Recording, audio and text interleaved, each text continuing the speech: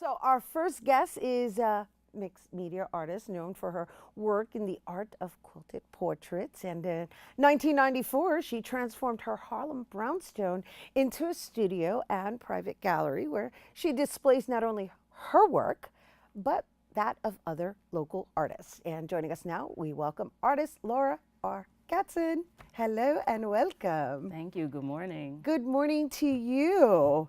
And, I got to say, just coming from being an artist, I always acknowledge and admire artists who are not only showcasing their work and, of course, sharing their stories through their art form, but provide a space for other people to do the same. So let's talk about that journey really quick. My gallery predominantly has my work in it, and it is my home most of the time, so I'm really open by event only.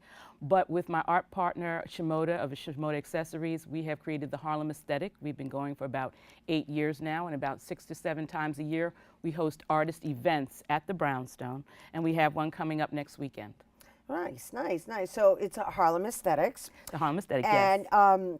I did know. So let's talk about your quilt, and then we can talk about how you, I guess, curate who is going to accompany the Harlem Aesthetics. So let's talk about this. So I started quilting. It's not my only medium that I've done, but I'm known as a quilt artist predominantly. And I'm also known for doing portraits. I've had a couple of public art installations in the Harlem area. But by the way, I was born in the Bronx. Oh, So right well, when welcome it was, home. Yes, Welcome yes, back. yes, and I think I'll be buried here as well. But in my That was art, a shout out to St. Raymond's, right? what is the big where all the jazz musicians Oh, are? sorry, my bad. That's Yeah. in, oh my gosh, we'll figure Bronx it out. got a lot of stuff going on. So in a lot of the quilts that I do, I might have portraits as well as pieces of traditional quilting or geometric quilting in them. So I have one that's illustrated hold it up? here. Yeah. Yes. These are images I took from I worked from a vintage photograph and then painted these on black fabric. So a lot of artists work from a white canvas and go to the color. On these images, I've gone from black fabric and done the highlights on them to make their faces and different things. So I'm just feeling it because I don't know if the camera is able to capture that. There's buttons sewn on this quilt, Yeah. there's bows sewn on this quilt, and then of course there's the imagery, and then the different patterns. Were you into fashion at some point? Always sewed. My mother taught me how to sew.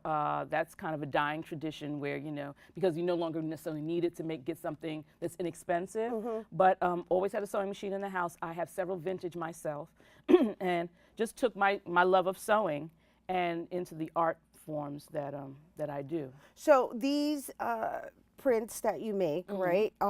They can be used on a wall and or on furniture. I mean, what are the, I guess, the different dimensions that you design these? Oh, this particular one is meant for the wall. Right. I usually will do make sure that I'm working in substances that can be washed for some reason. But if you had this on your wall, you basically need to just dust it or something. Something like this. This is part of my recycled T-shirt, and this is done in the city. In the idea of the city tradition. The city are a group of Africans that live in India, and they have a particular quilt style, of course not heavy because it's hot, but I did this inspired by their quilts. And this is just a bunch of different pieces of T-shirt made into a utilitarian quilt. So now it's artsy, it could hang, but at the same time it can easily drape over furniture. I'm just, my jaw's open because I'm going, what? This is all T-shirts, as well as what I'm wearing, all T-shirts. nice. Just reworked.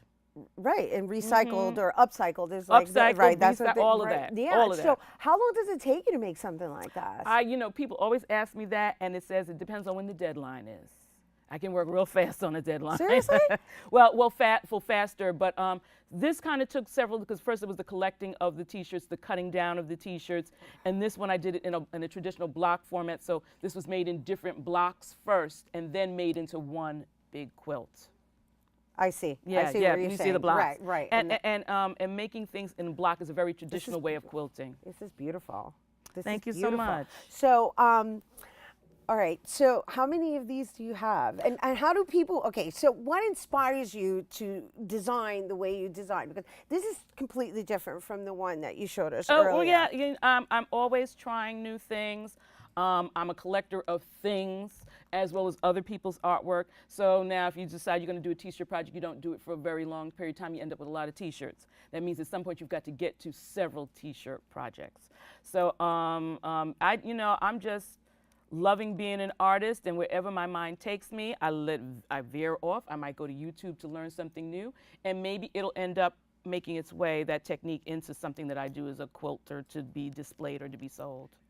You know what's beautiful is that you went, you got yourself a brownstone. Yeah, well, it's great because you gave yourself a central location, right? Where do you go downstairs to work in your studio, and then you go down another step to actually check out your artwork that's on exhibit. You know what? I tell people what I did is in the 90s, I bought a very large house for not a lot of money. Nice. What happened in Harlem was none of my doing. It's nice that this happened, but I didn't buy $1 million home. I bought a home. Born in the Bronx, raised in Queens in a house, so I understood home ownership, and so I am very fortunate, and I make the most of that. I take care of my mom in there, who I'm a caregiver to. We make things.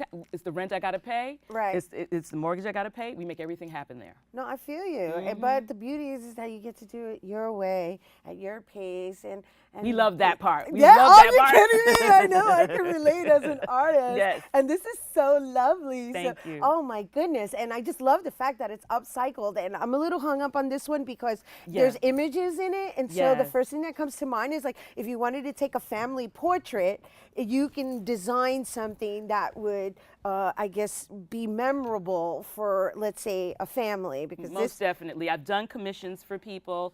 A lot of times when you get a call to artists, it may be around a subject. I have one for Thelonious Monk. There's going to be an exhibition done by the National Conference of Artists in the fall. And so my website is in such need of update, but that will, those dates will be on my website where people can come and see these different exhibitions that I will be participating in, but many other artists as well. All right, so let's talk about this event that's coming up. Yes, there is a store called Calabar Imports, happens to be on the corner of 134th and Frederick Douglass.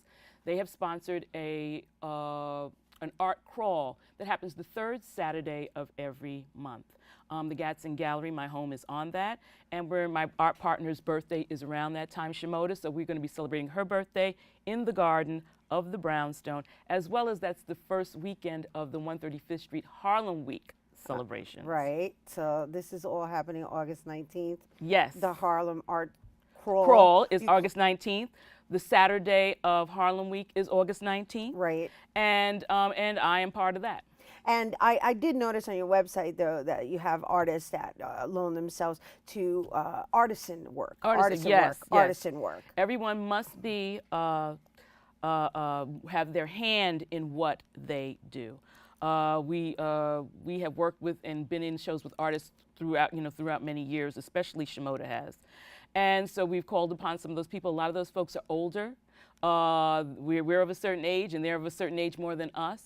And they are still creating their art. And sometimes in this time now, people tend to think that nothing came before them. But they have a vast group of artisans. If they're doing art now, they're a young person from 30 on down. There's a bunch of artists that were doing it and can tell you how they did it in their time. Right. Maybe you can help them with the new stuff, and they can tell you something about the old stuff. I love it. I love it. That's what it's all about, being multi-generational. Yes, That's yes, right, yes, and yes. multidisciplinary. Thank you so much for being here with us today and sharing with our viewers. Thank Once you. again, you guys, Laura R. Gadson, and for the Harlem Crawl, that's taking place on Saturday, August 19th from 1 p.m. to 7 p.m. And of course, we're going to give props to the Gadson Gallery, which is located on 225 West 134th Street. And for more information on Laura and her gallery, you can check out the GadsonGallery.com.